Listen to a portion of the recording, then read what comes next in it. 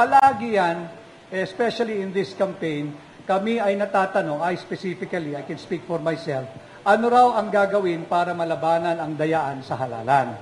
Ako lagi ko sinasabi, wala akong tugon eh. Wala akong gamot, wala akong remedyo. Dahil hawak ng gobyerno yung kapangyarihan to prevent cheating, to prevent fraud, to prevent whatever kalokohan or manipulation na magaganap sa botohan. Ang pakikiusap ko na lamang ho, sa lahat ng Pilipino, sana ay lumabas kayo at bumoto pagdating ng May 12, 2025. Ito lang ang nakikita kong remedyo panlaban sa pinagsasabing dayaan. Ito lang, sapagkat siguro naman yung pandaraya hindi rin pwedeng sobra-sobra dahil magkakaroon din ng disbalance sa final count. I think kung may mandadaya man, they already made projection as to the amount of votes na kinakailangan nilang idagdag. Ano ang ating gamot?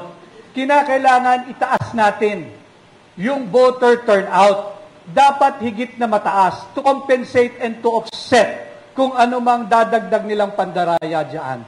And yes, kanina pang umaga yan, imbis na kami sa PDP ay manghinaan ng loob, lalo kaming nagagalaiti at mangangampanya ng todo para lumabas kayo at bumoto on May 12. Yung report ng OFWs, binoboto ang PDP, iba ang lumalabas sa resulta. Ano ang cure natin dyan? Tulungan ninyo kami. Huwag nyo lang kami basta iboto. Huwag nyo lang kami basta ipangampanya.